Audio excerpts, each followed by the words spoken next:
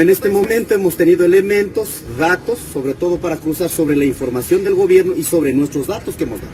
Por lo tanto, el día de hoy se ha de consolidar las primeras propuestas. En ese sentido, de nuestra parte, como hemos dicho, siempre aperturados a este proceso de diálogo, pero este diálogo que realmente permita también tener resultados concretos. En este momento vamos a analizar sobre la propuesta que ha emitido, y nuestra propuesta también está en firme, sobre las cuales lo que hemos solicitado es que deben involucrar las diferentes instancias que en este caso están vinculados al proceso crediticio, privado, público, cooperativas de ahorro y crédito. La intención aquí no es desfalcar a nadie, pero la intención también tienen que entender, en un momento tan jodido en el Ecuador, necesitamos resolver sobre el problema crediticio.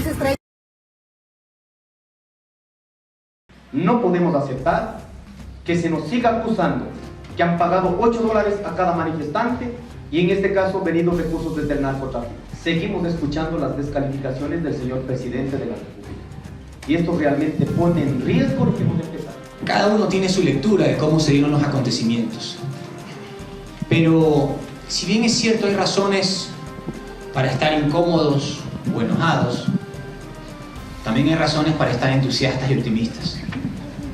Y al final, como yo siempre digo, a una persona lo terminan definiendo más que sus palabras, sus acciones. En estas primeras mesas se trataron dos temas, el primero que tiene que ver con la focalización de los combustibles y otro con la moratoria de créditos en la banca pública, privada y las cooperativas.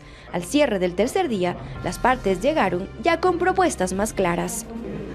En cuanto a la focalización de los combustibles, se analizan los mecanismos de cómo aplicarlos y que se beneficien los gremios correctos. Hay un segmento de la población, que lo tendremos que discutir aquí el día de hoy, que por ejemplo tiene unos vehículos de alta gama que posiblemente no requieren el nivel de subsidio que requieren otros sectores artesanales o de producción artesanal en el país, o sectores por ejemplo de transporte popular que evidentemente requieren un subsidio para que no suban los precios. En estos primeros días, las organizaciones sociales hablan de al menos dos posibilidades para focalizar. La primera, ampliar la subvención que ya existe para la pesca artesanal a otros segmentos. Los pescadores tienen un subsidio que está de 1.25, el máximo precio de 1.25 el galón. ¿Qué tiene que hacer a toda la gente que usa maquinarias, herramientas y para hacer producción agropecuaria? Y la segunda, de algún mecanismo que permita identificar a los autos de alta gama. De acuerdo a la metodología acordada, estas mesas técnicas tienen hasta 5 días para trabajar y presentar resultados. A esta primera le quedan 2. Los temas siguientes para trabajar son el fomento productivo, empleo y derechos laborales. Obras como el acceso sur, la construcción de 2 distribuidores de tráfico en la autopista y el arreglo de la red vial estatal, entre otras cosas, son tareas pendientes del gobierno con el Azuay. Les contamos. Paciencia es lo que ha sobrado por acá cuando tocamos el tema vial. ¿Y por qué? Júzguelo usted. Estas son las principales arterias viales que conectan a Cuenca con el resto del país. Pero ahora la situación está peor que nunca.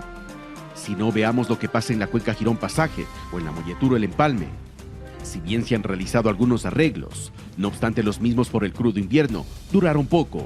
Y es hora de que alguien se preocupe de las vías. Tanto la Cuenca Molleturo Naranjal como la Cuenca Girón Pasaje están sujetas a un estudio integral en todo su trazado para poder con ese producto, con el producto de estudio, ingresarle al Plan Nacional de Concesiones y que sean validadas. Ahora en Cuenca y el Azuay existe expectativa por el nuevo titular del Ministerio de Transporte y Obras Públicas. No estamos pidiendo un favor y en esto queremos ser respetuosos pero firmes.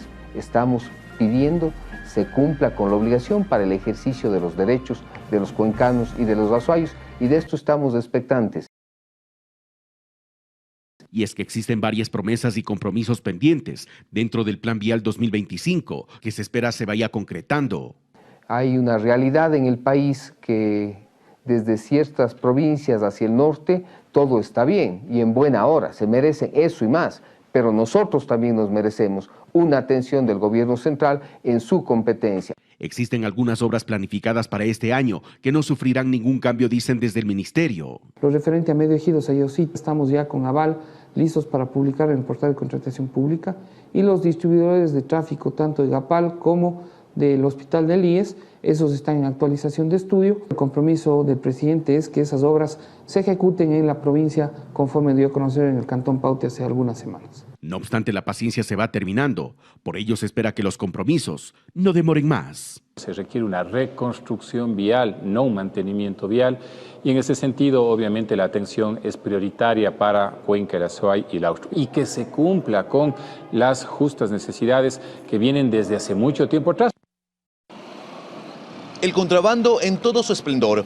Eso es lo que pudimos observar apenas llegamos a Aguas Verdes en Perú. Lo que ven en imágenes son galones de combustible ecuatoriano que ingresó de contrabando por la frontera y que se venden sin ningún control o cuestionamiento en las calles de Perú. ¿Cuántos galoncitos puede usted vender en un día bueno, por ejemplo? Más 20 galones nada más. Ando aquí un par de horas nomás y me voy. Lo mismo ocurre con el gas. Por el puente binacional que conecta Huaquillas y Aguas Verdes, cruzan en bicicleta o en moto los tanques de gas ecuatorianos sin que nadie ejerza control. Y luego son vendidos en las calles de Aguas Verdes, en puestos improvisados en las veredas. Van a otros cantones, por ejemplo, desde Santa Rosa, Machala, y traen en vehículos. De ahí proceden a trasvasar. Entonces, de un tanque nosotros de ellos hacen dos. En Ecuador el precio de los combustibles y el gas están muy por debajo de los que se comercializan en Perú. La rentabilidad que deja esta actividad ilícita lo hace cada vez más atractivo para los contrabandistas que levantan pasos clandestinos a lo largo de toda la frontera sur. Un aproximado de unos 30 pasos clandestinos. Después de pocas horas que nos retiramos, vuelven a colocar. Esta semana se han destruido 7 pasos clandestinos y tan solo en Huaquillas se han detectado 7 casas donde almacenan ilícitamente combustible y gas para el contrabando. Según expertos, las pérdidas que deja el contrabando al país son millonarias. El monto del contrabando anual se estima en $800 millones. Dinero que se pierde y que proviene de recursos públicos, pero que terminan a merced del contrabando. Este ilícito también se hace evidente si comparamos las estaciones de servicio en Ecuador y Perú. Mientras en Huaquillas hay filas constantes durante el día, en Aguas Verdes pasan vacías. Claro, todo lo adquieren del contrabando. Por eso que nosotros estamos consumiendo el combustible del vecino de Ecuador, porque realmente que allá está súper económico. La pregunta surge entonces, ¿hay controles en las estaciones de servicio para saber cuánto y a quién se vende? Durante nuestro recorrido observamos que la venta en Ecuador es libre, facilitando el contrabando. Aquí, por lo pronto, como aquí trabaja 24 horas, todo el mundo viene aquí, taxis, buses, trailers. ¿Hay motos o vehículos que vienen más de una vez al día a tanquear? No, 2 o 3 veces. Pese a que el parque automotor es bastante reducido en Huaquillas, tan solo de marzo a junio en la estación de Petroecuador en ese cantón se vendieron $2.9 millones. Además, en marzo de este año, dicha estación vendió cerca de 88.000 galones, mientras que en junio, mes en el que se anunció la reducción de 15 centavos a las gasolinas Eco, Extra y Diesel, la venta subió a 109.000 galones. A la par, en la estación de Las Lajas también se incrementó la venta, de 319.000 galones en marzo a 350.000 en junio. ¿Por qué el aumento de ventas? ¿Quiénes realmente aprovechan el subsidio? Esa es la pregunta.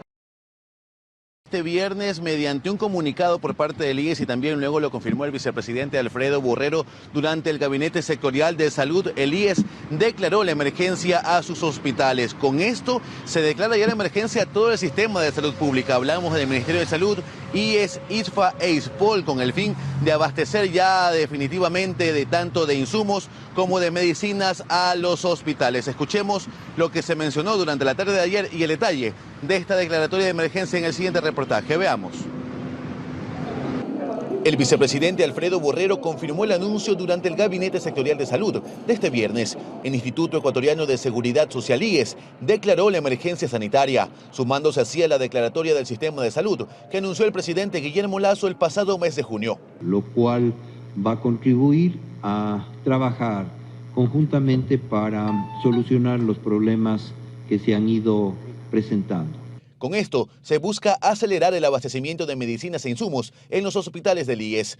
La resolución de esta institución precisa que la declaratoria de emergencia abarcará a todas las dependencias de la Dirección del Seguro General de Salud Individual y Familiar, así como del Seguro Social Campesino. Los 4 sistemas de salud liderados por el Ministerio de Salud Pública han declarado la emergencia en el sector salud, es decir, Ministerio de Salud Pública, Instituto Ecuatoriano de Seguridad Social, Instituto de las Fuerzas Armadas y de la Policía Nacional.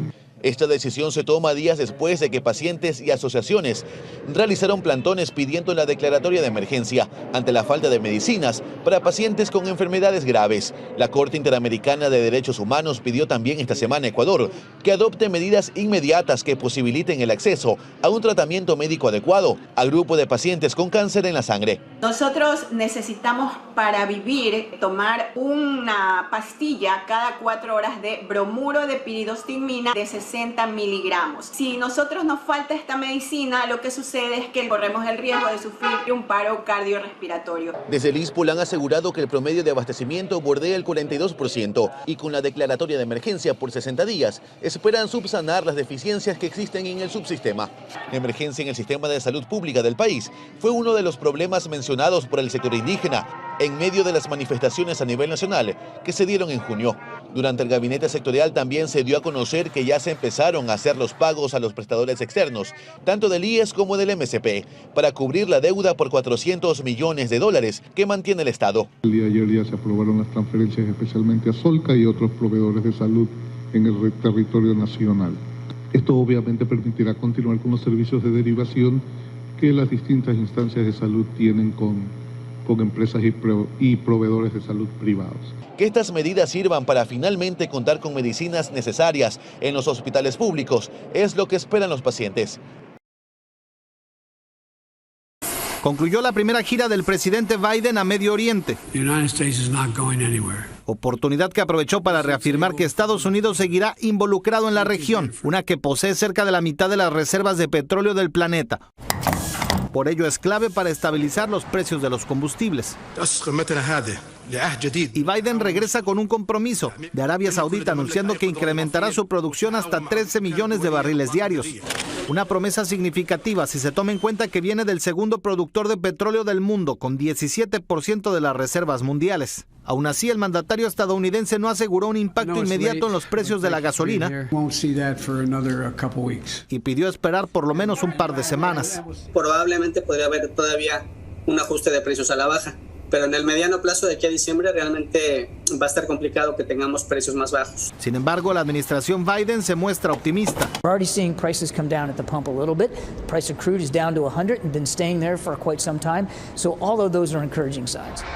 Aún así, para los expertos, la guerra solo extenderá la crisis de los energéticos. Si no hay una solución en el conflicto, es muy probable que para el invierno tengamos una ola de incrementos de precios relativamente similar a la que tuvimos hace un par de semanas aquí en los Estados Unidos. Sin contar que para defender su posición, los países árabes empujan por más inversiones en combustibles fósiles y por limitar los controles de emisiones. De lo contrario, dicen, la inflación podría alcanzar niveles insospechados.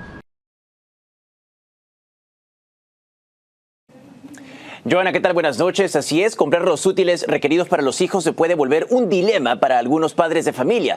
Se espera que gasten una cantidad máxima de $661 por cada estudiante en edad de primero a 12º grado, según datos de la firma de asesores de negocios Deloitte. Pero aún así, la Federación Nacional de Minoristas estima que los consumidores comprarán menos en este regreso a las clases porque los precios están muy altos. Expertos recomiendan comprar solamente lo necesario y buscar ofertas en el Internet. Antes de oprimir el botón que dice que te lo manden a tu casa, garantiza que la fecha que te va a llegar los útiles es antes de que comience la escuela, ¿verdad? ¿Por qué no hacerlo poco a poco, verdad? Ver cuáles son los útiles que van a necesitar, ver un promedio de gastos y hacerlo semanalmente. Bueno, otros consejos son consultar con la escuela antes de comprar electrónicos como lo son calculadoras, tabletas o computadoras, porque es posible que esos artículos sean proporcionados a sus hijos en el centro escolar. Otra recomendación es compartir productos usados y estar muy al pendiente de entregas gratuitas de útiles escolares. Joana, regreso contigo.